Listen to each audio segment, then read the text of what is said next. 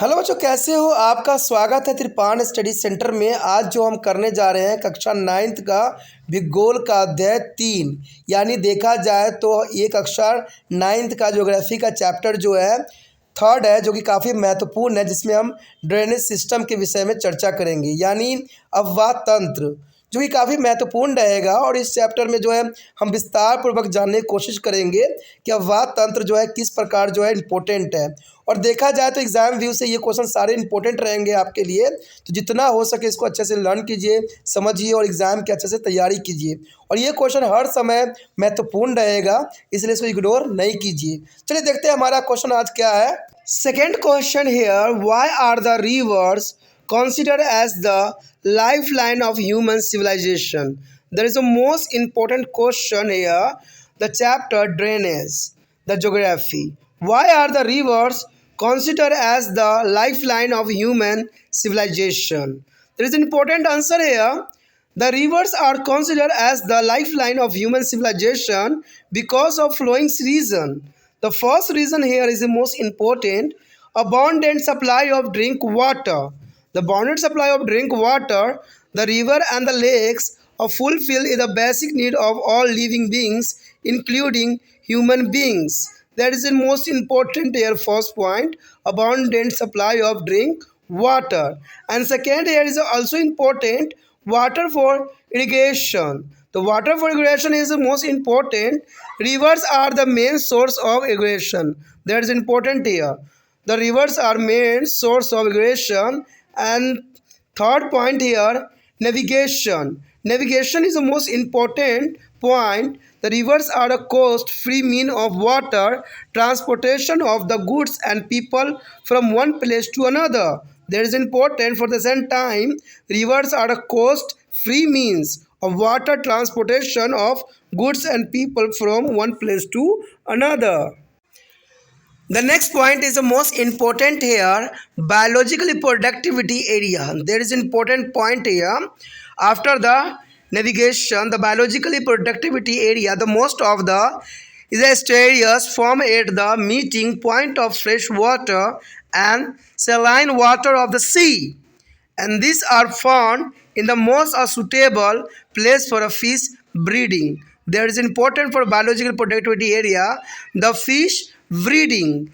And the next here, source of generation of hydropower. The river is the most important source of generation of hydropower.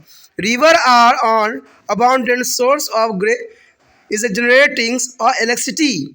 The rivers are abundant source of generating electricity. A large dam has been to the built for this purpose. There is important for the river here, a source of generation of hydro power.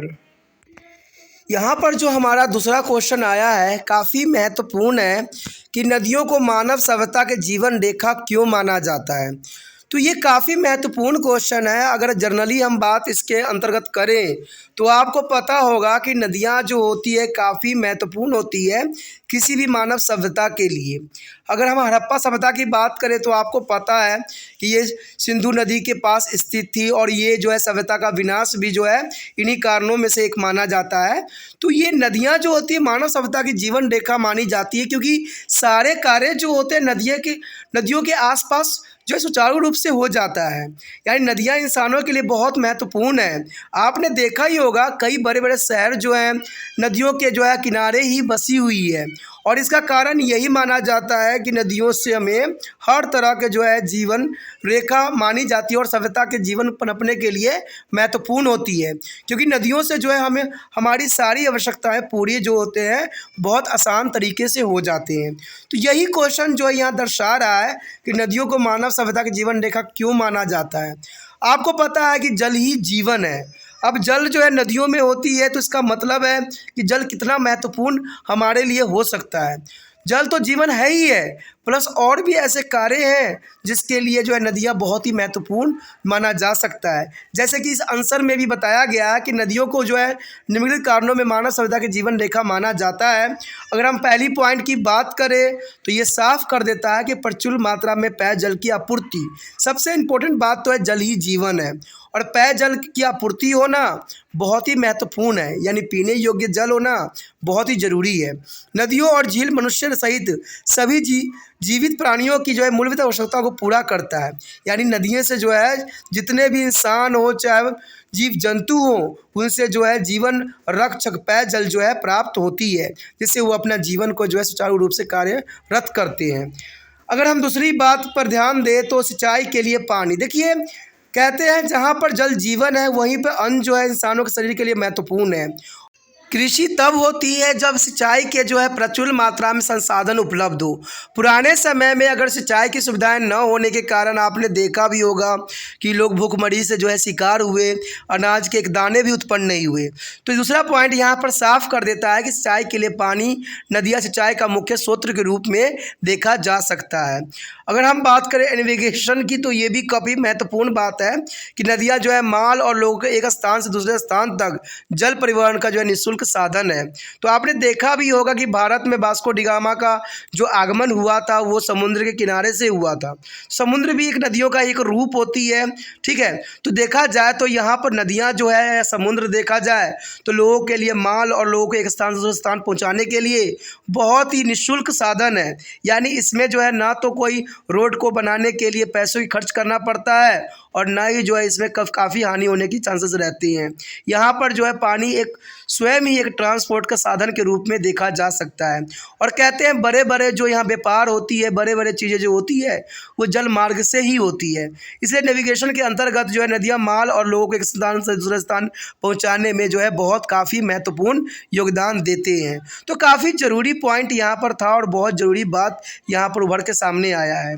अगर हम अगले point की बात करें D की तो ये काफ़ी महत्वपूर्ण है, जैविक रूप से उत्पादक क्षेत्र। देखिए नदियाँ कहते हैं नदियाँ जैविक रूप से बहुत काफ़ी महत्वपूर्ण है।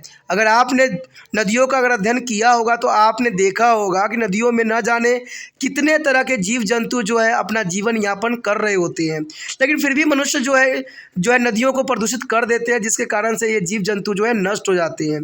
तो ये तो बहुत बड़ी विडंबना है। लेकिन जैविक रूप से उत्पादित क्षेत्र के अंतर्गत कहते हैं अधिकांश जो है मुख्य मीठे पानी और समुद्र के खारे पानी के मिलने बिंदु पर बनते हैं, और ये मछलियों के प्रजनन के लिए सबसे जो है उपयुक्त जगह पर पाए जाते हैं।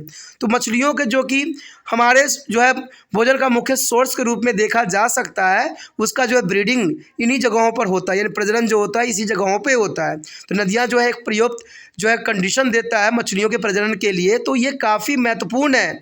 यानी जैविक को पनपने के लिए जो है नदियाँ काफ़ी महत्वपूर्ण अपना स्थान रखता है।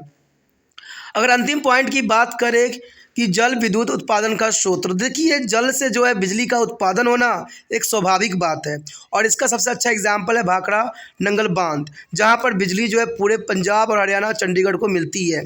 तो ये काफ़ी महत्वपूर्ण बात यहाँ पर रखता है कि नदियाँ जो है विद्युत उत्पादन का प्रचुर स्रोत है, और इसके लिए बड़ी बांध बनाए भी गए हैं और बनाए भी जा रहे हैं, जिससे कि लोगों की जो है पूर्तियाँ जो है बिजली का किया जा सके। तो ये काफ़ी महत्वपूर्ण क्वेश्चन था जिसके बारे में हम चर्चा किए।